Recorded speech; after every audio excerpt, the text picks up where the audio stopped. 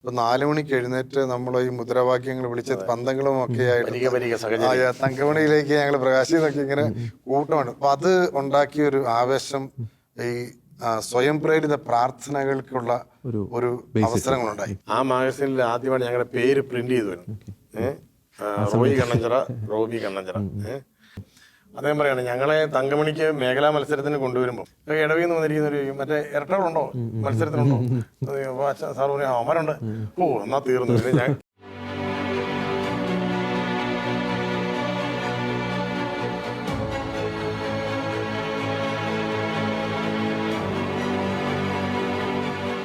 ഇടവക കേന്ദ്രീകൃതമായ പ്രത്യേകിച്ച് ആധ്യാത്മിക സംഘടനകളിലുള്ള ഒരു പ്രവർത്തനം എത്രമാത്രം ഒന്നുകൂടി പറയാം. അതായത് ഞങ്ങൾ മിഷൻ ലീഗിൻ്റെ ഭാരവാഹികളായിരുന്നു. 5ാം ക്ലാസ്സിൽ പഠിക്കുമ്പോൾ ആദ്യമായിട്ട് ഞാൻ ഈ കഴിഞ്ഞ ദിവസം പള്ളിയിലത് പറഞ്ഞു.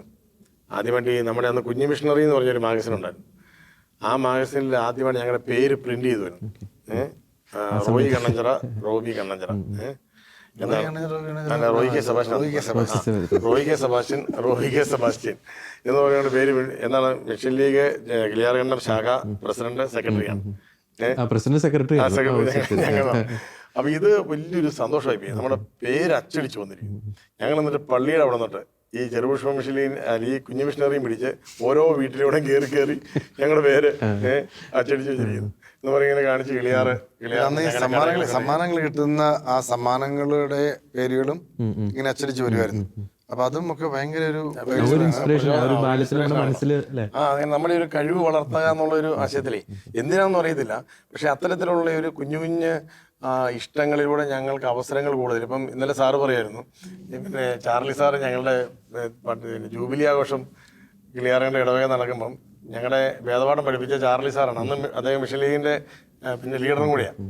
അദ്ദേഹം പറയാണ് ഞങ്ങളെ തങ്കമണിക്ക് മേഖലാ മത്സരത്തിന് കൊണ്ടുവരുമ്പം പിന്നെ അദ്ദേഹത്തിൻ്റെ കൂടെയുള്ള ലീഡേഴ്സ് ഉണ്ടല്ലോ മറ്റു ഇടവുകളിൽ നിന്ന് വന്നിരിക്കുന്നവർ, പാണ്ടിപ്പാറ, പത്താമയിൽ, നെല്ലിപ്പാറ, ഉദയഗിരി ഇടവിൽ നിന്ന് വന്നിരിക്കുന്നവർ മറ്റേ ഇരട്ടകളുണ്ടോ മത്സരത്തിനുണ്ടോ? സാർ പറഞ്ഞു അവന്മാരുണ്ട്. ഓ എന്നാ തീർന്നു. പിന്നെ ഞങ്ങളുടെ പിള്ളേർക്കൊന്നും കിട്ടിയാല. സാരി ഇന്നലെ പറയുമ്പോഴാണ് ഞങ്ങളത് കേൾക്കുന്നത്. ഞങ്ങൾക്ക് അങ്ങനെ അറിയത്തില്ലല്ലോ എന്ന് പറഞ്ഞാൽ ഞങ്ങൾക്ക് അത് എവിടെ മത്സരമുണ്ടോ അപ്പൊ ഇടവകയെ റെപ്രസെന്റ് ചെയ്ത് ഇടവകയിൽ എപ്പോഴും മത്സരം നടത്തി തിരഞ്ഞെടുക്കാനൊന്നും പറ്റില്ല.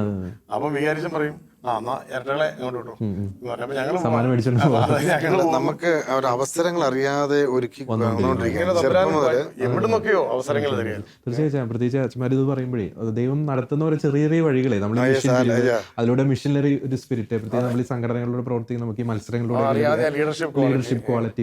ഞങ്ങളുടെ ഈ ഇടവകൾ ഞങ്ങളുടെ വീട്ടിൽ കുടുംബ പ്രാർത്ഥനയാണ് കുടുംബ കൂട്ടായ്മ എന്ന് പറഞ്ഞാൽ അതിന് നിയതമായ ഫോം പിന്നീടാണ് വന്നതെങ്കിലും അന്ന് ഈ വിൻസെൻഷൻ അച്ഛന്മാരുടെ പോപ്പുലർ മിഷൻ ധ്യാനം ഹൈറേഞ്ചിലൊക്കെ വളരെ സജീവമായി വരുന്ന സമയമാണ്.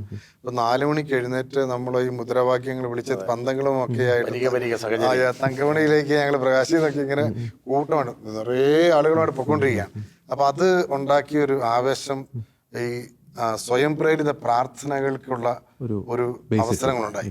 അപ്പൊ ഞങ്ങളുടെ തുടക്കത്തിലാണ് കരിസ്മാറ്റിക് പ്രാർത്ഥനകൾ. അപ്പൊ ഞാൻ ഓർക്കുന്നതെന്ന് വെച്ച് കഴിഞ്ഞാല് ഞങ്ങളുടെയൊക്കെ കുടുംബ പ്രാർത്ഥനകളിൽ അപ്പം ഈ സ്വയം പ്രേരിത പ്രാർത്ഥനകൾ പ്രാർത്ഥിക്കാനായിട്ട് എല്ലാവർക്കും അങ്ങ് പെട്ടെന്ന് പറ്റണമെന്നില്ല. അപ്പൊ ഞങ്ങൾ സ്കൂളിൽ നിന്ന് വന്നിട്ട് ഓടുകയാണ്, ഏതിന് ഈ പ്രാർത്ഥനയിൽ പങ്കെടുക്കാനായിട്ട് ഓടുക. അപ്പം ഞങ്ങളുടെ വാർഡുകാര് ഈ സ്വയം പ്രേരിത പ്രാർത്ഥനയ്ക്ക് പിള്ളേർ വന്നോന്ന് ചോദിക്കും. ഇപ്പോൾ ഞാൻ ചെവിയിൽ ചില ചോദ്യങ്ങളുണ്ട്. അപ്പൊ ഞങ്ങൾ ചെന്ന് ഈ പാട്ട് പാടാനും ഒരു പാട്ട് തുടങ്ങണം, നമ്മുടെ പരിശുദ്ധാത്മാവേ ശക്തി പകരണം എന്നുള്ള പാട്ടാണ്. പരിശുദ്ധാത്മാവേ ശക്തി പകരണം പാടില്ലേ? പരിശുദ്ധാത്മാവേ പാടുമ്പോ തന്നെ ഞങ്ങള് നമ്മുടെ ഏതെങ്കിലും കുടുംബ കൂട്ടായ്മയിൽ കുത്തിയിരിക്കുന്നതിന്റെ ചിത്രമാണ് മനസ്സിൽ. ഓരോ വീട്ടിൽ ഇതൊരു മനോഹരമായ അവിടുത്തെ ബലം ഞങ്ങൾക്ക് ആശ്രയമെന്ന് കർത്താവേ നീ അറിയുന്നു. അതൊക്കെ ഒരു നമ്മുടെ ആ പ്രാർത്ഥിക്കുക എന്ന് പറഞ്ഞാൽ അങ്ങനെ സിസ്റ്റമാറ്റിക് പ്രാർത്ഥനയോടും താല്പര്യമില്ലല്ലോ. ഒരു അഭിഷേകത്തിന്റെ ഒരു ലെവൽ നമ്മളിപ്പോ പറയുന്ന ഒരു അഭിഷേകത്തിന്റെ ഒക്കെ ലെവലിലേക്ക് അല്ലേ. അതായത് അച്ചാച്ചൻ എന്നും പ്രാർത്ഥനയുടെ ഭാഗമായിട്ട് പാടുന്ന ഒരു പാട്ട് ഇതായിരുന്നു. അപ്പൊ ഈ പരിശുദ്ധാത്മാവ് ശക്തി വരുന്ന പാടിയിട്ടാണ് കുടുംബ പ്രാർത്ഥന. ഇതെല്ലാം ഈ ഒരു ഓരോ കാലഘട്ടങ്ങളിലും വരുന്ന ധ്യാനങ്ങളിലൂടെയും അപ്പോൾ ആ വചനപ്രഘോഷം, പള്ളിയിലെ ധ്യാനങ്ങൾ വരുന്നവർ, അവരൊക്കെ പഠിപ്പിക്കുന്ന പാട്ടുകളായിരിക്കും പിന്നീട് ആ വീടുകളിൽ കൂടെയൊക്കെ പാടിക്കൊണ്ടിരിക്കുന്നത്. ഞാനത് തന്നെ ചോദിക്കാനിരുന്നത്. പ്രത്യേകിച്ച് നമ്മൾ ഈ ഇടവക എത്രത്തോളം സ്വാധീനിച്ചു എന്ന് നമ്മൾ സംസാരിച്ചു. ഈ കുടുംബത്തിൻ്റെ ഒരു സ്വാധീനം, പ്രത്യേകിച്ച് അച്ഛൻ പറഞ്ഞുകൊണ്ടിരിക്കുന്ന ഒരു പോയിന്റ് തന്നെയാണ്. പ്രത്യേകിച്ച് കുടുംബ പ്രാർത്ഥന. അച്ഛന്മാരുടെ കുടുംബം നമുക്കറിയാം, പാലയിൽ നിന്ന് കുടിയേറിയ ഒരു കുടുംബമാണ്. അച്ഛൻ്റെ അച്ചാച്ചൻ, അച്ഛന്മാരുടെ അച്ചാച്ചൻ ഈ പറഞ്ഞ പോലെ ക്ലിയർക്കണ്ട ഇടവകയുടെ ആ രൂപീകരണത്തിലൊക്കെ വളരെ നിർണായകമായിട്ടുള്ള പങ്ക് വഹിച്ചിട്ടുണ്ട്. അപ്പോൾ കുടുംബത്തിൽ നിന്ന് ലഭിച്ചൊരു ഫോർമേഷൻ അച്ഛന്മാരുടെ ലൈഫിൽ എത്രത്തോളം ഒരു പോസിറ്റീവായിട്ടുള്ളൊരു സ്വാധീനം ചെലുത്തിയിട്ടുണ്ട്? സത്യത്തിൽ ഒറ്റ കാര്യം പറഞ്ഞാൽ, അതായത് യഥാർത്ഥത്തിൽ ഞങ്ങളുടെ ഒരു വൈദിക പരിശീലനത്തിന് ഏറ്റവും കരുത്ത് പകർന്ന ഒരു അനുഭവം, എൻ്റെ ഒരു മനസ്സിലെ ഒരു വലിയ പിൻബലം എന്ന് പറയുന്നത് ഞങ്ങളുടെ അച്ചാച്ചൻ്റെയും അമ്മച്ചിയുടെയും യഥാർത്ഥത്തിലുള്ള ദാമ്പത്യ ജീവിതമാണ്. ഇങ്ങനെ ആലങ്കാരികമായിട്ട് പറയുന്നതിനപ്പുറത്ത് അവർ തമ്മിലുള്ള സ്നേഹം, അവർ തമ്മിലുള്ള ആ ഒരു പരിഗണന, അപ്പം അത് ആ ഒരു കമ്മിറ്റ്മെൻറ്റ്സ്, അവർ തമ്മിലുള്ളൊരു കമ്മിറ്റ്മെൻറ്റ്. അപ്പം അത് ഒരു പക്ഷേ ഞാൻ പിന്നീട് ചിന്തിക്കുമ്പോഴാണ് എനിക്കതിനെക്കുറിച്ച് ഒരു വലിയ ബോധ്യമുണ്ടാകുന്നത്. അപ്പം അവർ തമ്മിൽ കുടുംബത്തിന് വേണ്ടിയാണ് അവർ രണ്ടുപേരും ഇങ്ങനെ കിടന്ന് കഷ്ടപ്പെടുന്നത്. അവരുടെ മക്കൾ 7 മക്കള്, ഞങ്ങളുടെ കാലത്ത് 6 മക്കളേ ഉള്ളൂ. ഞാൻ സെമിനാരി വന്നതിന് ശേഷമാണ് ഏറ്റളേരിയൻ ഉണ്ടാകുന്നത്. അപ്പോൾ ന്യൂഷനിലുണ്ടായിരിക്കുന്ന സമയത്താണ് ഏറ്റളേരിയൻ ഉണ്ടാകുന്നത്.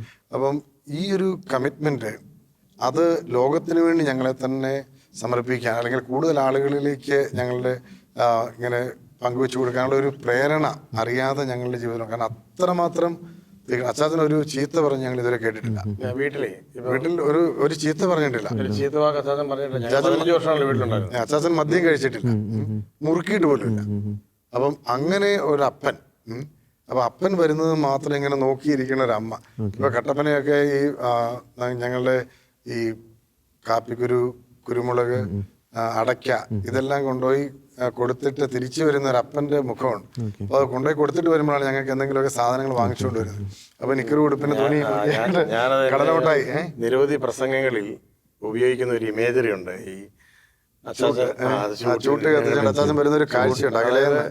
ഇവൻ ഞങ്ങളുടെ വീടന്ന് ഒരു കുഴിയിലായിരുന്നു, പുല്ലുമേഞ്ഞ വീടാണ്. അപ്പം ഒരു മേട്ടേന്ന് ഇങ്ങനെ ഇറങ്ങി വരണം വീട്ടിലേക്ക്. അപ്പം മേടിന് ഒരു 10-500 മീറ്റർ ദൂരമുണ്ട്. ഇങ്ങനെ വീടിന്റെ താഴെ ഇങ്ങനെ കയറി അങ്ങ് ദൂരം മേട്. രാത്രിയാകുമ്പോൾ അതിനപ്പുറത്തെ കാപ്പിത്തോട്ടമാണ്. ചാച്ചൻ്റെ സ്ഥലമാണ്. ഈ കാപ്പിത്തോട്ടത്തിന് ഇടയ്ക്കൂടെ ഇങ്ങനെ ഇടയ്ക്ക് ചൂട്ട് ഇങ്ങനെ ചൂട്ട് വീശി ഇറങ്ങി വരുന്നത്. അപ്പം ഞങ്ങള് അച്ചാച്ചൻ വന്നിട്ട്, അമ്മച്ചി പിന്നെ ഒരു മുളയുടെ തൂണാണ് തിണ്ണയില്, ആ തൂണിൽ ഇങ്ങനെ കെട്ടിപ്പിടിച്ച് അമ്മ ഈ മുകളിലോട്ട് നോക്കി നിൽക്കുക. ഞങ്ങൾ അമ്മയും കെട്ടിപ്പിടിച്ച് ഞങ്ങളും നോക്കി നിൽക്കുക. ഞങ്ങളുടെ ആവശ്യം അച്ചാച്ചൻ വന്നിട്ട് കുരിശ് വരച്ചിട്ട് കഞ്ഞി കുടിക്കാൻ പറ്റുള്ളൂ. അമ്മയ്ക്കാണെങ്കിൽ അച്ചാച്ചൻ വന്നിട്ട് കുരിശ് വരയ്ക്കുക എന്നുള്ളതാണ് അമ്മയുടെ പരിപാടി. അച്ചാച്ചൻ വരാൻ താമസിക്കുന്ന ഇങ്ങനെയാണ് ചോദിക്കുക. അപ്പൊ ഈ ചൂട്ട് വീശി വീശി വരണമല്ലോ. അപ്പൊ ആദ്യത്തെ ചൂട്ട് വീശുന്ന ആ വെട്ടം വീശുന്ന കാണുമ്പോഴേ ഞങ്ങള് അമ്മയോട് പറയും, അച്ചാച്ചൻ വന്നമ്മയെന്ന് പറയും. അമ്മ പറയും, അച്ചാച്ചൻ വന്നിട്ടില്ല, ഇവിടെ വേറൊന്നും കാണത്തില്ല, ഈ ചൂട്ട് വീശുന്ന മാത്രമേ കാണത്തുള്ളൂ. ഞാനിത് ഒത്തിരി ആൾക്കാരെ പറഞ്ഞ് ഞാൻ എന്റെ കൺമുമ്പിലിരുന്ന് അമ്മമാരിരുന്ന് വിങ്ങി കരയുന്നത് ഞാൻ കണ്ടിരുന്നു. അതായത് ഞങ്ങൾക്ക് താഴെ വരുമ്പം അത് പുളിക്കാരി നാരായണ ചേട്ടനായിരിക്കും, തൊട്ട് താഴെ അപ്പുറത്തെ വീട്ടിലെ കാണത്തില്ല, ആരെയും കാണത്തില്ല. അപ്പൊ ഞങ്ങളിങ്ങനെ നോക്കിയപ്പോ പുള്ളി അവര് വീട്ടിലോട്ട് നോക്കിയിട്ട് ഇപ്പം ചേട്ടൻ വരുന്നുണ്ട് കേട്ടോ എന്ന് പറഞ്ഞിട്ട് പോവാണ്. കുറച്ച് കഴിയുമ്പോൾ അടുത്ത ചൂട്ട് വീശലിന്റെ കാണുമ്പോഴും ഞങ്ങൾ അമ്മേ അച്ചാച്ചൻ, അപ്പൊ അമ്മ പറയാണ് അച്ചാച്ചനല്ല, എന്നിട്ട് അത് തേപ്പുകല കുമാരൻ തൊട്ടപ്പുറത്ത്. എന്നാൽ അച്ചാച്ചന്റെ ചൂട്ട് വീശുന്ന ആദ്യത്തെ വീശലിൽ അമ്മ ഈ തൂണേന്ന് പിടിവിട്ട് മിറ്റത്ത് ചാടുകയാണ്. അച്ചാച്ചൻ വന്നു നോക്കണം. എങ്ങനെ തിരിച്ചറിയണല്ലേ?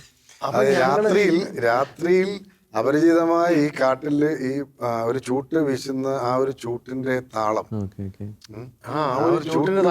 താളം, ആ ചൂട്ട് എങ്ങനെ വീശുന്നത് 2 പ്രാവശ്യം 3 പ്രാവശ്യമാണോ, ഇതൊന്നും നമ്മളൊന്നും ചിന്തിക്കണല്ലോ. പക്ഷെ അമ്മയ്ക്കറിയാം അപ്പന്റെ ചൂട്ടിന്റെ താളമാണ്. ഒന്ന് വേറെ ഈ ചൂട്ടുവെട്ടം മാത്രമേ വീശുന്നുള്ളൂ. ആരാണ് എന്താണ് ഒന്നും അറിയത്തില്ല, അങ്ങ് ദൂരെ നിന്നാണ്. ആദ്യത്തെ വീശലിൽ അമ്മ മിറ്റത്തിയാടി. അപ്പൊ ഞങ്ങൾ അമ്മയോട് പറയും അച്ചാച്ചനല്ല കയറുക എന്ന് പറയും. പക്ഷെ അമ്മയ്ക്കറിയാം അച്ചാച്ചനാണ്. അമ്മ ഇറങ്ങി പോവാ, താഴെ ഒരു കുഞ്ഞു തോടുണ്ട്. അപ്പൊ അവിടുന്ന് അച്ചാച്ചന് ചോന്നുകൊണ്ട് വരുന്ന സാധനങ്ങളെല്ലാം മേടിച്ചോണ്ട് വരാൻ വേണ്ടി ഞങ്ങളും കടനോട്ടായി. അതായത് ഈ താളം ഉണ്ടല്ലോ, ദാമ്പത്യ ബന്ധത്തിന്റെ ഒരു താളം, അത് ഒരു ലയമാണ്. ഈ അകത്തിരിക്കുന്ന അമ്മയ്ക്ക് അറിയാം മിറ്റത്ത് കാൽപെരുമാറ്റം കേൾക്കുമ്പോൾ അച്ചാച്ചന്റെ കാൽപെരുമാറ്റമാണോ അത് വേറെ ആരുടെയെങ്കിലും ആണോ എന്ന് കൃത്യം അറിയാമല്ലോ. അതിപ്പോ നമ്മളെ കേൾക്കുന്ന ഈ പ്രേക്ഷകരില് ഈ അമ്മമാർക്ക് അതായത് ഈ ലയിച്ചു കഴിഞ്ഞിട്ടുള്ള അതായത് അമ്മമാർക്ക് കുടുംബ കൃത്യം ജീവിതത്തിലെ ഈ സ്നേഹം അങ്ങോട്ട് ലയിച്ചു ചേരുകയാണ്. അപ്പൊ അവിടെ പിന്നെ മറ്റൊന്നുമില്ല, അവർ രണ്ടുപേരുമേ ഉള്ളൂ. പിന്നെ അവരുടെ കുഞ്ഞുങ്ങളും അവരും മാത്രമുള്ളൊരു ലോകമാണ്. അവർക്ക് വേണ്ടി മാത്രം അവർ ജീവിക്കുന്നു. ആ താളത്തിന്റെ പിഴ വരുമ്പോഴാണ് നമ്മൾ ഈ താളപ്പിഴ വന്ന ജീവിതം. അല്ല, സത്യത്തിൽ നമ്മുടെ ഈ ദാമ്പത്യ ബന്ധം എന്ന് പറയുന്ന ഒരു താളമാണല്ലോ. തെറ്റാതെ ഒരു താളം. ഒരുമിച്ച് പാട്ട് പാടുന്നവർ പരസ്പരം സൂക്ഷിച്ചാണല്ലോ പാടുന്നത്. തെറ്റാതെ എന്ന് പറഞ്ഞ പോലെ ഇപ്പം ഞങ്ങളത് ഞങ്ങളുടെ അച്ചാച്ചൻ്റെ അമ്മച്ചിയുടെയും ഞങ്ങൾക്ക് തന്ന ഏറ്റവും വലിയ സമ്പത്തെന്ന് പറയുന്നത് അവരൊരിക്കലും പരസ്പരം മുറിപ്പെടുത്താതെ, ഇപ്പൊ 59-ാം വർഷത്തിലാണ് ദാമ്പത്യത്തിന്റെ 59-ാം വർഷം ഇതുവരെ അച്ചാച്ചനും അമ്മയും തമ്മിൽ ഒരു പിന്നെ പരസ്പരം വഴക്കുണ്ടായി കരയുക അല്ലെങ്കിൽ കരഞ്ഞിട്ടുണ്ട്. ഞങ്ങൾ ഒരിക്കൽ സ്കൂളിൽ നിന്ന് വരുമ്പോൾ അമ്മച്ചി അടുക്കളയിൽ നിന്ന് കരഞ്ഞോണ്ടിരിക്കുകയാണ്. ഞങ്ങളെന്ന് ചോദിച്ചു എന്നാ അമ്മച്ചി കരയണേ? അച്ചാച്ചനെ അടിച്ചു. അച്ചാച്ചൻ അടിച്ചോ? ഞങ്ങൾ ഓടി അച്ചാച്ചന് പത്രം വായിച്ചോണ്ടിരിക്കുകയാണ്. അച്ചാച്ചൻ അമ്മച്ചി അടിച്ചോ? ആ അടിച്ചു. അപ്പം അച്ചാച്ചൻ പറയാണ് എന്തുകൊണ്ട് അടിച്ചതെന്ന് ചോദിക്കും. അപ്പം ഞങ്ങൾ ഓടി അമ്മച്ചിയുടെ അടുത്ത് എന്തുകൊണ്ട് അടിച്ചു? അമ്മച്ചി പറഞ്ഞു എവിടെ അടിച്ചെന്ന് ചോദിക്കാനാണ്. അപ്പം അമ്മച്ചി പറഞ്ഞു കൈക്കിട്ടാണ് അടിച്ചത്. കയ്യിൽ ഞങ്ങൾ ഒരുപാട് നോക്കണുണ്ട്, ഒന്നും കാണുന്നില്ല. അമ്മച്ചി പറഞ്ഞു ഇവിടെ നോക്കി ഇവിടെ കാണുന്നില്ല. അപ്പം ഞങ്ങൾ കൈക്കിട്ടാണ് അടിച്ച് അച്ചാച്ചനോട് ഓടിച്ചു. അച്ചാച്ചൻ എന്തുകൊണ്ട് അടിച്ചെന്ന് ചോദിക്കുക. നമ്മുടെ അടുത്ത് ഓടി ഞങ്ങൾ വീണ്ടും ചെയ്യും എന്തുകൊണ്ട് അടിച്ചു? ഈർക്കിൽ ചൂലിന്റെ ഈർക്കിലാണ്. അതുകൊണ്ട് ഒരു ഈർക്കിലി കൊണ്ടാണ് അച്ചാച്ചൻ അടിച്ചത്. അപ്പൊ ആ ഈർക്കിലിന്റെ അടിച്ചതിന്റെ വേദന നമ്മ കാറിക്കൊണ്ടിരിക്കുക അടിയുടെ ഓർമ്മയാണ്. ഒരിക്കലും അവര് തമ്മിൽ മുറിപ്പെടുത്തുക, തോൽപ്പിക്കുക അങ്ങനെയല്ല. ദാമ്പത്യം എന്ന് പറയുന്നത് നിന്നെ ജയിപ്പിക്കാൻ ഞാനുണ്ടെന്ന് പറയുന്ന കൂട്ടാണെന്നുള്ള ഒരു നിർവചനം ഞങ്ങൾക്ക് കൊടുക്കുന്നത് ഞങ്ങള് ദാമ്പത്യ ജീവിതം നയിച്ചിട്ടല്ല, ഞങ്ങളുടെ മാതാപിതാക്കൾ അപ്പനെ അമ്മയും മാത്രം കണ്ടുകൊണ്ടാണ് ഈ അൾത്താരകൾ മുഴുവൻ നമ്മുടെ മുമ്പിൽ ഇരിക്കുന്നത്. കുടുംബത്തെ കുറിച്ച് പ്രസംഗിക്കാൻ വേറെ ഒരു ടെക്സ്റ്റും വായിക്കേണ്ട കാര്യമില്ല. അതായത് എത്രയോ ആൾത്താരകൾ നമ്മൾ പ്രസംഗിച്ചിരിക്കുന്നു. അപ്പൊ ഈ ഒരു മനസ്സ് കുടുംബജീവിതത്തെ കുറിച്ച് പറയുമ്പം എനിക്ക് ഇത്രയും കോൺഫിഡൻസോടുകൂടി പറയാൻ പറ്റുന്നത് എൻ്റെ അപ്പൻ്റെയും അമ്മയുടെയും കുടുംബജീവിതം കണ്ടതുകൊണ്ട് തന്നെയാണ്. അതിനപ്പുറത്തൊന്നുമില്ല. കാരണം അപ്പനും അമ്മയും പരസ്പരം കൊടുത്തൊരു സ്നേഹം, അതിൻ്റെ ഒരു റിച്ച്നെസ് യഥാർത്ഥത്തിൽ അത്രയും ഭാഗ്യവാന്മാരാണ് ഞങ്ങൾ. ഞങ്ങളുടെ അനുജന്മാരും ഞങ്ങളുടെ സഹോദരങ്ങളും അവരും ആരും ഞങ്ങളുടെ സഹോദരങ്ങളോ ഒന്നും ഒരു മദ്യമോ അങ്ങനെ പുകവലിയോ. ശരിക്കും അപ്പന്റെ അമ്മയുടെയും ജീവിതമാണ് ശരിക്കും നിങ്ങൾ ലൈഫിൽ കണ്ട വിശുദ്ധ ജീവിതങ്ങളാണ്. കാരണം ദാമ്പത്യം വിശുദ്ധമാകുന്നത് അവര് പരസ്പരം നൽകുന്ന പൂർണ്ണതയിലാണല്ലോ. നിനക്ക് ഞാൻ എന്നെ തന്നെ നൽകണം, നിനക്കൊരു മുറിവ് പോലും പറ്റാതെ ഞാൻ സൂക്ഷിക്കുന്നു എന്ന് പറയുന്നതല്ല ത്യാഗം അല്ലേ? അച്ഛന്റെ ഈ ഇടയ്ക്ക് ഞാനൊരു വീഡിയോ കണ്ടായിരുന്നു. പ്രത്യേകിച്ച് അമ്മ ഇപ്പോഴും വിളിക്കും അല്ലേ, അമ്മയോട് റൂട്ട് മാപ്പ്. ഞാനത് പിന്നെ ഈ കോവിഡ് കാലത്താണല്ലോ ഈ റൂട്ട് മാപ്പ് എന്ന് പറഞ്ഞ വാക്ക് വന്നത്. അതും ഞാൻ അതിനുശേഷം ഒത്തിരി സ്ഥലത്ത് പ്രസംഗിച്ചിട്ടുണ്ട്. അതായത് അമ്മച്ചിയുടെ സ്വഭാവം എന്ന് വെച്ചാൽ ഞങ്ങൾ 7 മക്കളുണ്ടല്ലോ, 7 മക്കളെയും എല്ലാ ദിവസവും വിളിക്കും. രാവിലെയും വൈകിട്ടും അമ്മ ശ്രമിക്കും. എന്നിട്ട് ഒരാളെ വിളിച്ചിട്ട് ഇപ്പൊ എന്നെ വിളിച്ചു കഴിഞ്ഞിട്ട് എൻ്റെ കാര്യമല്ല അമ്മ പറയുന്നത്, റോബി കുഞ്ഞേട്ടൻ്റെ കാര്യം പറയുന്നു, ബെറ്റി ചാച്ചിയുടെ കാര്യം പറയുന്നു, ബീനാച്ചി, റോബർട്ട്, റോബിൻ, കിലു, അവരുടെ ജീവിത പങ്കാളികളെ മക്കള്. അമ്മ ഇങ്ങനെ ഓരോരുത്തരുടെയും കഥ പറഞ്ഞു തീരാൻ ഒരു 10 മിനിറ്റ് എടുക്കും. ഇതെല്ലാം ഞങ്ങൾ തമ്മിൽ കമ്മ്യൂണിക്കേഷൻ ഓൾറെഡി എല്ലാം കഴിഞ്ഞായിരിക്കും. പിന്നെ അമ്മ ഒന്നുകൂടെ പറയും. എന്നിട്ട് ഇത് ഓക്കെ ഇപ്പൊ ഞാനും ഓക്കെ ആണെന്ന് കണ്ടു കഴിയുമ്പോഴേക്കും എന്റെ ഫോൺ കട്ട് ചെയ്തിട്ട് അമ്മ അടുത്ത ആൾ വിളിക്കും. എന്നിട്ട് എന്നോട് പറഞ്ഞു എല്ലാം കൂടെ അങ്ങോട്ട് പറയും. അപ്പൊ എങ്ങനെ എല്ലാ ദിവസവും എല്ലാവരും അമ്മ എവിടെയാണെന്ന് അമ്മയ്ക്കറിയാം. ഇപ്പോഴും കറക്റ്റ് അപ്ഡേഷനാ. എല്ലാ ദിവസവും എവിടെയാണ് ഞങ്ങളുടെ സഹോദരങ്ങൾ എന്ത് ചെയ്യുകയാണെന്ന് അമ്മയ്ക്കറിയാം. അപ്പം ഒരു ദിവസം ഞാൻ എൻ്റെ DCLന്റെ പരിപാടിയുമായി ബന്ധപ്പെട്ട് തിരുവനന്തപുരത്തിന് പോയിട്ട് രാത്രി തിരിച്ചു വരും. കോവിഡ് കാലത്ത് അമ്മ എപ്പോഴും വിളിക്കും, മക്കളെങ്ങും പോകരുത്, മാസ്ക് വയ്ക്കണം, മറ്റേ കൈ കഴുകണം എന്നൊക്കെ പറയുന്നത് ഇങ്ങനെ പത്രത്തിൽ കാണുന്നതെല്ലാം ഞങ്ങളെ വിളിച്ച് വീണ്ടും പറഞ്ഞുകൊണ്ടിരിക്കുക. ദീപിക പത്രമാണ് വീട്ടിൽ വരുന്നത്. ദീപികയിൽ വരുന്ന കാര്യം അമ്മ എന്നോട് വിളിച്ചു പറയുകയാണ്, ഇങ്ങനെയാണ് ചെയ്യേണ്ടതെന്ന് പറയുന്നുണ്ട്. അപ്പൊ എന്നിട്ട് അമ്മ ചോദിച്ചു ഇന്ന് എങ്ങോട്ട് പോയി, എന്നോട് പറഞ്ഞില്ലല്ലോ എന്ന് പറഞ്ഞു. ഞാൻ പറഞ്ഞു എൻ്റെ അമ്മ ഇന്ന് അമ്മയോട് റൂട്ട് പറയാൻ മറന്നുപോയി. അങ്ങനെയാ അമ്മയോട് ഇന്ന് റൂട്ട് മാപ്പ് പറയാൻ മറന്നുപോയി. ഉടനെ അമ്മ എടുത്തു വായിക്ക് പറയാണ്, ദേ മോനെ അമ്മയോട് റൂട്ട് പറയാത്തവർക്ക് മാപ്പില്ല എന്ന് ഒറ്റ ഡയലോഗ്. അമ്മച്ചിക്ക് ഇത് എവിടുന്ന് വന്നത് എനിക്ക് അറിഞ്ഞൂടാ, പക്ഷെ അതൊരു വലിയ സത്യമല്ലേ. ഞാനത് നമ്മളെ അമ്മയിൽ നിന്ന് എടുത്ത് പരിശുദ്ധ അമ്മയിലേക്ക് ആക്കി. കാരണം നമ്മള് ദൈവമാതാവിനോട് നമ്മുടെ റൂട്ട് പറയാതെ യാത്ര ചെയ്യുന്നു തെറ്റുപറ്റും.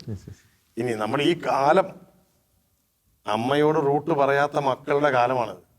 പിഴയ്ക്കാത്തവർ വളരെ കുറവാണ്. ഈ റൂട്ട് പറയാത്തവരിൽ അമ്മയോട് സ്വന്തം റൂട്ട് പറയാത്തവർ എവിടെയെങ്കിലും പോയി ഇടറുകയല്ലേ, അല്ലേ? അപ്പൊ അവർക്ക് മാപ്പില്ല എന്ന് അമ്മ പറഞ്ഞത് കറക്റ്റാണ്. നമ്മുടെ റൂട്ട് മാപ്പ് ഈ നമ്മുടെ അമ്മയും നമ്മുടെ സഭയാകുന്ന അമ്മയും പരിശുദ്ധ അമ്മയും ഒക്കെ ആയിട്ട് ബന്ധപ്പെട്ടാണല്ലോ നിൽക്കുന്നത്. ഞാനത് എപ്പോഴും പറയുന്നത് വലിയൊരു മെസ്സേജ് അച്ഛൻ കൺവേ ചെയ്തത്. കാരണം നമ്മൾ ഇത്രയും പ്രായമായിട്ട് അമ്മയായിട്ടുള്ള നമ്മുടെ മാതാപിതാക്കളുമായിട്ടുള്ള കുടുംബമായിട്ടുള്ള ഒരു കമ്മ്യൂണിക്കേഷൻ ഞങ്ങളുടെ ലൈഫിലെ ഏറ്റവും വലിയൊരു റിച്ച്നെസ് അത് ഞങ്ങൾ 25 വർഷം പൂർത്തിയാക്കുമ്പോൾ പൗരോഹിത്യത്തിൽ 39 വർഷമായി, സഭയിൽ 39 വർഷമായി. അപ്പോൾ അത് ഏറ്റവും വലിയൊരു ഒരു സംതൃപ്തി.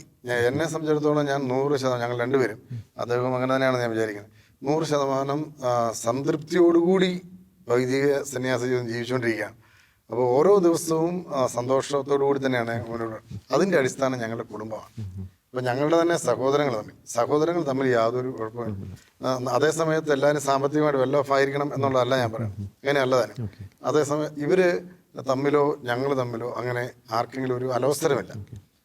ഒരു വൈദികന്റെ അല്ലെങ്കിൽ സമർപ്പിതയുടെ ശുശ്രൂഷ മേഖലകൾ ഏറ്റവും തീക്ഷ്ണവും സമർത്ഥവുമാകുന്നത് അവരുടെ കുടുംബം സേഫാണ്, അവർ സന്തോഷമായിട്ടിരിക്കുന്നു എന്ന് ഇവർക്ക് തിരിച്ചറിയുന്ന ഒരു സമയത്താണ്. വീട്ടിൽ ആരെങ്കിലും ബുദ്ധിമുട്ടുണ്ട്, രോഗിയായി കിടക്കുന്നു, വേദനിക്കുന്നു, സാമ്പത്തികമായി ബുദ്ധിമുട്ടുള്ളവരാണ്, ജോലിയില്ല, കല്യാണം കഴിഞ്ഞിട്ടില്ല, മക്കൾ പഠിച്ചിട്ട് അഡ്മിഷൻ കിട്ടുന്നില്ല, എന്തെല്ലാം കാര്യങ്ങളാണ്. ഇതൊക്കെ വീട്ടിലിരിക്കുന്നവർ ഈ സിസ്റ്റേഴ്സിനെ അച്ഛന്മാരെ വിളിച്ച് പറഞ്ഞുകൊണ്ടിരിക്കുകയായിരിക്കും, പ്രാർത്ഥിക്കാനായിട്ടാണ് പറയുന്നത്. അപ്പം ഇത് സ്വാഭാവികമായിട്ടും അവരെ അലോസരപ്പെടുത്തും. അപ്പം ആ വീട് എത്രമാത്രം ഒരു കംഫർട്ടബിൾ ആണോ, അല്ലെങ്കിൽ സാമ്പത്തികമായിട്ട് എപ്പോഴും നമ്മൾ വെൽ ഓഫ് ആയിരിക്കണം നിർബന്ധമൊന്നുമില്ല, പക്ഷേ സന്തോഷമായിട്ടിരിക്കുന്നു, സമാധാനമുള്ള വീട് ഉള്ള സമർപ്പിതര് അവർ ജീവിക്കുന്ന ഇടങ്ങളിലും സമാധാനവും സന്തോഷവും അവരിടപെടുന്ന മേഖലകളിലും അത് 100 ഇരട്ടിയായിട്ട് തമ്പുരാന് കൊടുക്കാനായിട്ട് സാധിക്കുകയും ചെയ്യുന്നതാണ് ബേസിക് സംഗതി. ഈ അച്ഛന്മാരുടെയും 2 അച്ഛന്മാരും ഒരു സിസ്റ്ററുമാണ് വീട്ടിലുള്ളത്. അപ്പം ഞാൻ ഓർക്കാറുണ്ട് ഞങ്ങളുടെ ബാക്കി സഹോദരങ്ങൾ അവരുടെ ഒരു അവസ്ഥ എന്താണ്. സത്യത്തിൽ അവരുടെ ഒത്തിരി സ്വാതന്ത്ര്യങ്ങൾ, അവർക്കുള്ള ഒത്തിരി സ്വാതന്ത്ര്യം കട്ടായി പോയിട്ടുണ്ട്. അതായത് ചേട്ടന്മാർ അച്ഛന്മാരാണ് എന്ന് പറയുന്ന ഞങ്ങളുടെ അനിയന്മാർക്ക് സമൂഹത്തിൽ ആ ഒരു ലെവല് നിലനിർത്താൻ വേണ്ടി അവർ വളരെയേറെ ക്ലേശിക്കുന്നുണ്ടാവും. അവർക്ക് ദൈവാനുഗ്രഹം കൊണ്ട് ദുശീലങ്ങൾ അങ്ങനെ പ്രകടമായ ദുശീലങ്ങൾ അങ്ങനെ ഇല്ല, അവരും വളരെ മാന്യന്മാരായിട്ട് ജീവിക്കുന്നു. പക്ഷേ എന്നാലും അച്ഛന്മാരുടെയും ഞങ്ങളുടെ മാത്രമല്ല എല്ലാ അച്ഛന്മാരുടെയും സിസ്റ്റേഴ്സിൻ്റെയും ഏറ്റവും വലിയ സന്തോഷം അവർക്ക് ഞങ്ങളുടെ അനിയന്മാരാണ് എന്ന് പറയാൻ പറ്റും. ഞങ്ങളുടെ അനിയന്മാരാണിത്, ഞങ്ങളുടെ പെങ്ങളാണിത് എന്ന് പറയാൻ പറ്റും. പക്ഷെ പല അച്ഛന്മാർക്കും സിസ്റ്റേഴ്സിനും അങ്ങനെ പറയാൻ പറ്റാത്ത സാഹചര്യങ്ങൾ വീട്ടിലുണ്ട്.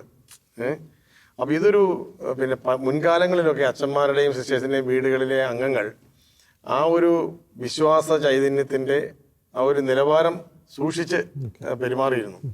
ഇപ്പോൾ പല പുതിയ അച്ഛന്മാർ വരുന്നവരുടെയൊക്കെ നമ്മുടെ കുടുംബ ബന്ധത്തിൻ്റെ ആ ഒരു റോബീസൻ പറഞ്ഞ പോലെ ആ ഒരു ഇഴയെടുപ്പം നഷ്ടപ്പെടുമ്പോൾ അതിൻ്റെ ദുരന്തം ഈ പൗരോഹിത്യത്തിലും സന്യാസത്തിലുമുണ്ട്. ഇപ്പോൾ നമ്മുടെ ചില ഇടങ്ങളിലൊക്കെ ഈ അച്ഛന്മാർ വളരെ വയലൻ്റായും യാതൊരു റീസണും ഇല്ലാതെ സാധാരണ ഒരു വിദ്യാഭ്യാസം കിട്ടാത്ത മനുഷ്യരെക്കാൾ മോശമായിട്ടൊക്കെ പെരുമാറുന്ന, കൂക്കി വിളിക്കുന്ന, മുദ്രാവാക്യം വിളിക്കുന്ന, ആക്ഷേപിക്കുന്ന, വളരെ ഹോട്ട് ടെമ്പറായിട്ട് പെരുമാറുന്ന ഒക്കെ ഉദാഹരണങ്ങൾ കാണുമ്പം നമുക്ക് അച്ഛന്മാരെ ആസച്ച് അങ്ങനെ കുറ്റപ്പെടുത്താൻ പറ്റില്ല. അവർ വന്ന വഴിയിൽ അവരുടെ പരിസരം അങ്ങനെയൊക്കെ ആയിരിക്കാം.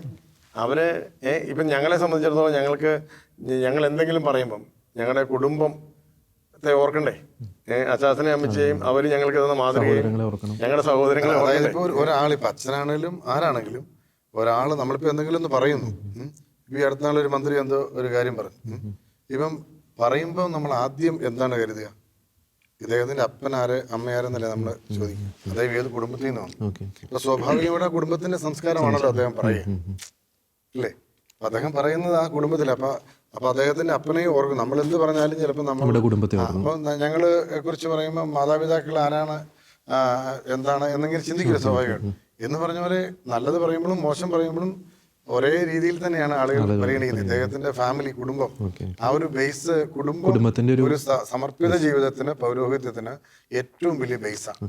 ഇന്ന് ഒത്തിരിയേറെ വൈദികരും സമർപ്പിതരും തനിച്ചിരുന്ന് നൊമ്പരപ്പെടുന്നുണ്ടെങ്കിൽ അത് അവരുടെ കുടുംബാംഗങ്ങളുടെ പല രീതിയിലുള്ള ജീവിത സാഹചര്യങ്ങളുണ്ടാകും. ചിലർ മദ്യപന്മാരായിട്ടുണ്ടാവാം, ഡൈവേഴ്സ് ആയിട്ടുള്ള സഹോദരങ്ങളുണ്ടാവാം. ഇതെല്ലാം ഓർത്ത് തനിച്ചിരുന്ന് നൊമ്പരപ്പെടുന്ന എത്രയോ വൈദികരും സമർപ്പിതരുമുണ്ട്. അപ്പം സമർപ്പിതരായിട്ട് വീടുകളിൽ നിന്നും വന്നിട്ടുണ്ടെങ്കിൽ അത് ഈ കുടുംബത്തിലുള്ളവർക്കും ബന്ധുക്കൾക്കുമൊക്കെ കുറച്ചുകൂടി ക്രിസ്തീയമായിട്ടുള്ള ജീവിതത്തിന് ഒരു ഉന്മേഷവും ഒരു ആവേശവും ഉണ്ടാക്കേണ്ടതാണ്. അവരുടെ ഉത്തരവാദിത്വം വർദ്ധിക്കുന്നുണ്ട്.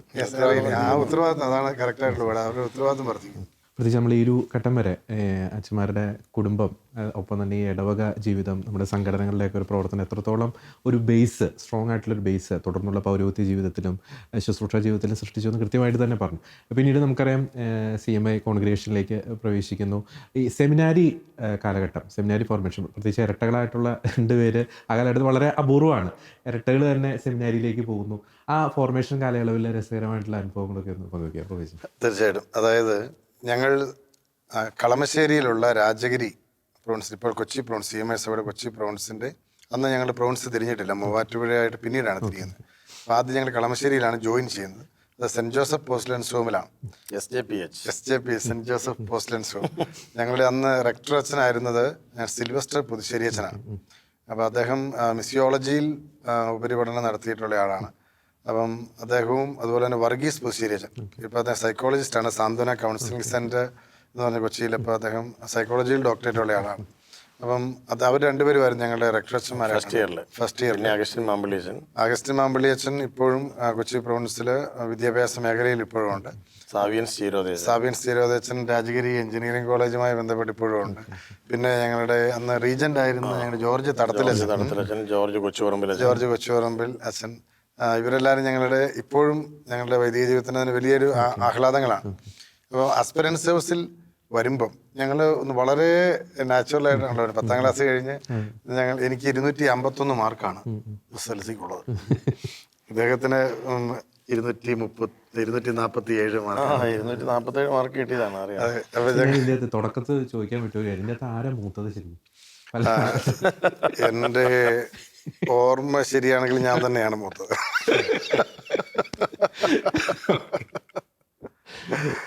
ഞാൻ എപ്പോഴും അത് അംഗീകരിച്ചു കൊടുക്കുക. കാരണം എന്താ വെച്ച് കഴിഞ്ഞാൽ നമ്മൾ ബിബിളിക്കലാകുമ്പോഴേ ബൈബിളിൽ ഈ ഇളയ ആൾക്കാണ് എപ്പോഴും ഗുണമുള്ളതേ. അല്ല, അതുകൊണ്ട് പായസവുമായിട്ട് പല പ്രാവശ്യം ശ്രമിച്ചിട്ടുണ്ട്, പക്ഷെ ഞാൻ സ്വീകരിച്ചിട്ടില്ല. പായസത്തിന്റെ കാര്യത്തിൽ ഞങ്ങളുടെ ഒരു അപ്പം സെമിനാരി ഞങ്ങളുടെ ഒരു പാഠശാല തന്നെയായിരുന്നു. അപ്പം ഞങ്ങൾ ആദ്യം വരുന്ന സമയത്ത് ഞാൻ ഓർക്കണം, റോയി അച്ഛൻ ആദ്യം സെമിനാരിയിൽ വന്ന് ഒരു കവിത എഴുതുന്നു. അപ്പോൾ ഇദ്ദേഹത്തിന് മലയാളം പഠിക്കണം.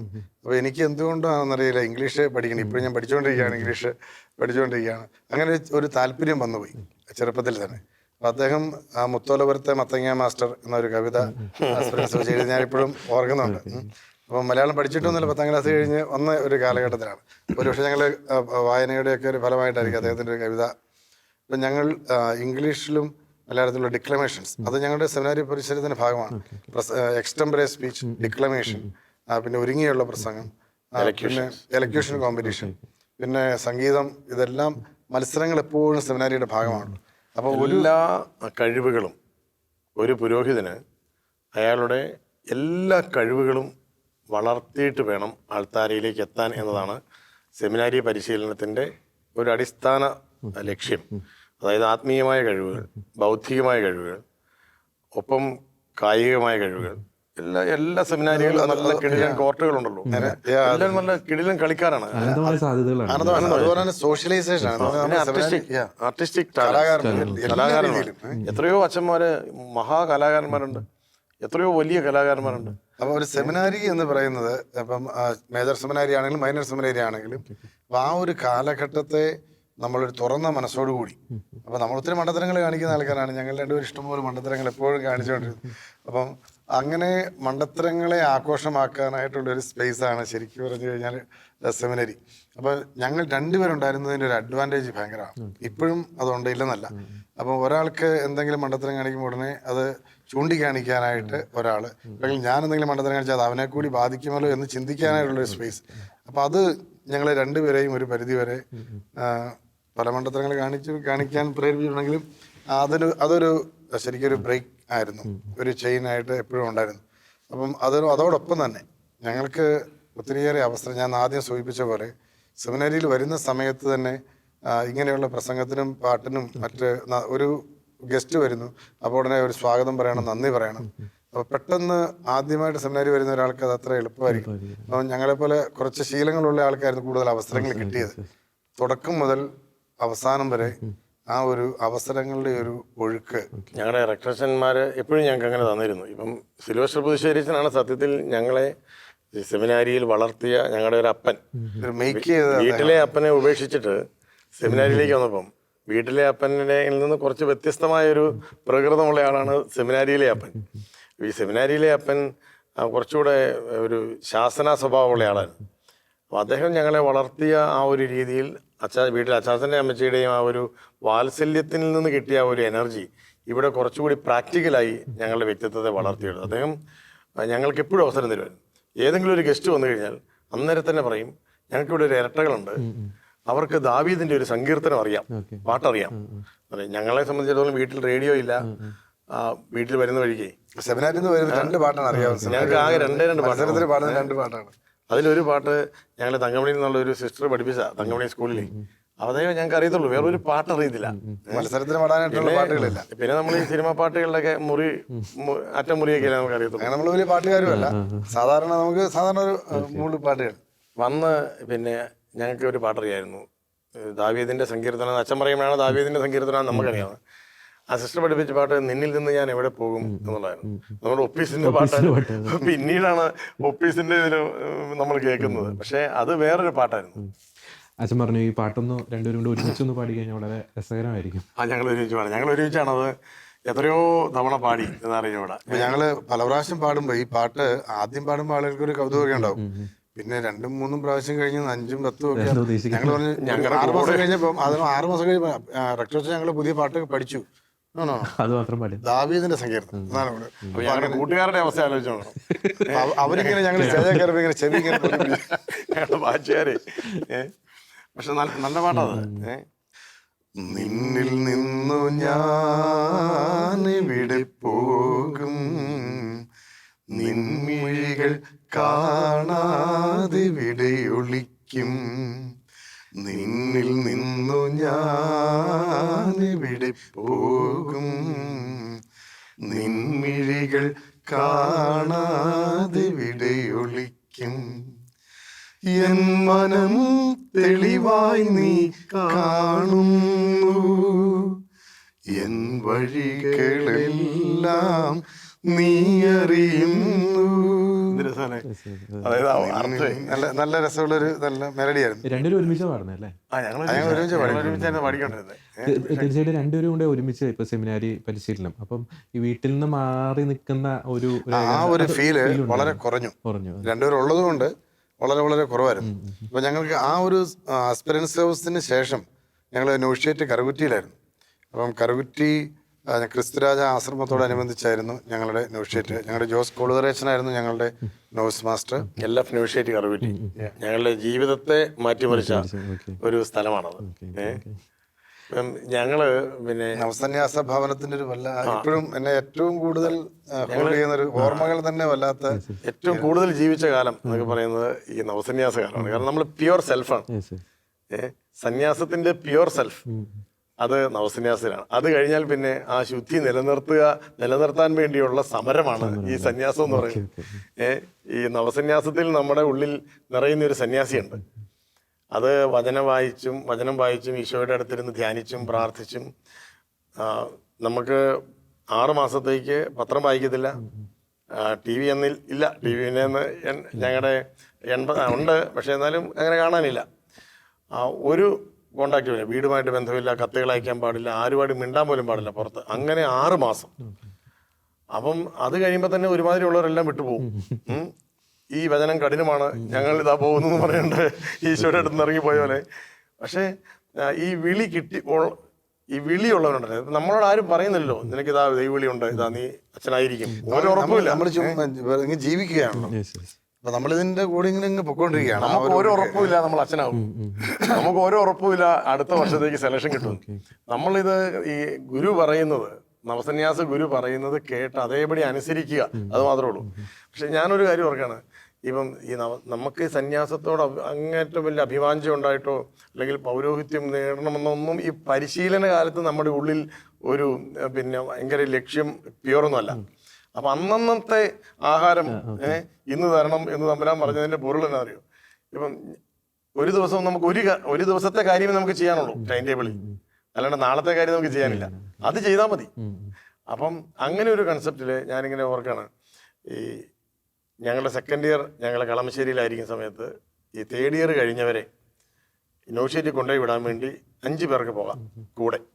നൗഷേറ്റിലേക്ക് യാത്രയൊക്കെ വേണം, ഞാൻ ചേട്ടന്മാരെ. അന്നേരം 5 പേർക്ക് പോകാം. അപ്പം അതിനകത്തൊരു നറുക്ക് എനിക്കും വേണം. അപ്പം ഞാനങ്ങനെ ഭയങ്കര ആകാംക്ഷയോടുകൂടി നവസന്യാസ ഭവനം കാണാൻ വരുന്നു. നവസന്യാസ ഭവനത്തിൽ ഭയങ്കര മൗനമാണ്, പ്രാർത്ഥന ആണല്ലോ, മിണ്ടടക്കമാണ്, സൈലൻസ് ആണ് എല്ലായിടത്തും, എല്ലാ ഭിത്തിയിലും സൈലൻസ് ആണ്. അപ്പം അങ്ങനെ വന്ന് നോക്കിയപ്പം ഈ കളിക്കാനുള്ള കോർട്ട് അത് കോൺക്രീറ്റ് കോർട്ടാണ്. അന്ന് ഞങ്ങളുടെ രാജഗിരിയിലെ കോർട്ട് മൺകോർട്ടാണ്.